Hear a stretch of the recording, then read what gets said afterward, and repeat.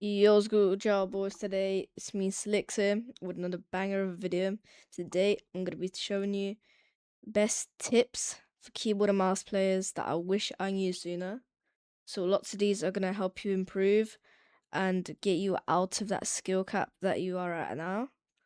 And I'm also gonna be giving tips for some beginner players since I've been playing on keyboard and mouse for about 3-4 years now, and played on controller back then, so I know how this feels like fully, and I'm quite decent, I suppose. So yeah, without further ado, let's get into it.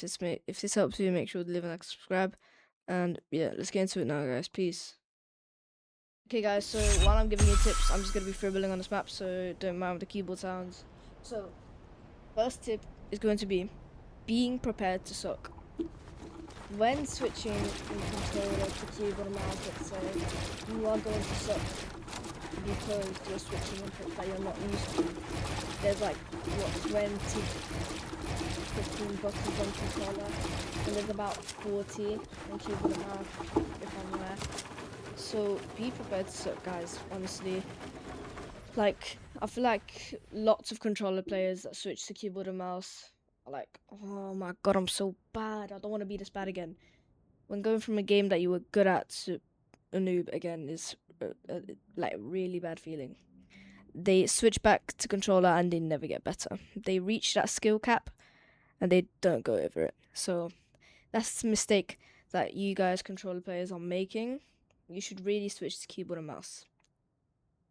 And obviously, like when switching to keyboard and mouse, you obviously have better mechs. Like it's a really good addition. You have more buttons to press. But that's just getting used to, and you can improve, guys, really well by watching some of my videos. Let's say you want to be a fragger, you should be watching Peterbot, and I mean not sorry 𝐤𝐤𝐬. Like you should be watching Peterbot, Malibuka, and for fraggers like 𝐓𝐢𝐩𝐬𝐴, those guys are the best, one of the best right now. So yeah, watch those guys and you'll improve. So yeah, that's tip 1 done. You see your boys in tip 2. Okay, guys, so this is tip number 2: learning keybinds from scratch and good keybinds. So what I mean by that is lots of pro players have optimal keybinds. If you don't know what that means, that's basically saying that they are based on themselves. So by that I mean, like, let's say most of the players have most new players copy from like pros like Peterbot, like Clicks, and those settings won't be good for you necessarily. You need to find your own good settings, try them out for a couple of hours. For me, I haven't really changed my build binds. Those 3, floor, stair, and cone, are normal binds. I've only changed wall. I use no side buttons. I use T for pickaxe. Those are my optimal binds. They F for edit. Like, you need to get used to them. Like, they're optimal binds. They're made for you, not other players. Like, some people might disagree on this one. Like, there's no point copying other pro players when they have optimal binds and ready for them to play with. They have already been used to them, instead of you actually, like wasting your time practicing with them instead of actually practicing with good optimal binds for you. So yeah, that's tip number 2. Tip number 3, guys, is practice. Make sure you practice a lot. And I don't mean like 15 hours a day or 10 hours a day. I just mean consistently. You hop onto some maps, like let's say the Raider V5 training map, which is on the screen right now. Like, let's say that one for like, I don't know, like 30 minutes. You pre-build a little bit for like 20 minutes. And then you aim train for about like 15 minutes as well. That will give you guys a big skill gap to those who are starting with you, because you're training consistently. And sometimes it's not about playing for 15 to 10 hours a day and thinking you're gonna get better. No, it doesn't work like that. You need to stay consistent and actually follow your routine. So what I suggest is you make a routine right now, you put it somewhere in your folder or something like that so you can remember it, and then follow the training routine every day.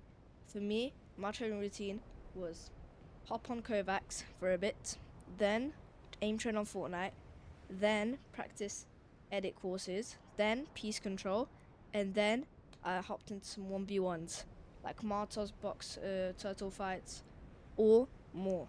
So yeah, make sure your training schedule is really good, and that will get you through that to rise against opposing players. So yeah guys, that's gonna be, let's hop on to the tip. I forgot what number. Let's just hop on to the next tip. Okay, tip whatever number it is to obviously find a good mouse setting. I've got the best setting up in Fortnite on my page, on my YouTube page. So if you find best settings, it's gonna be pinned down. I put this video in the bio, so I suggest you guys to buy and check the video out. It's gonna be the best settings for Epic Fortnite right now. Obviously, I'm gonna keep them forever, but if you don't like them, then obviously feel free to change.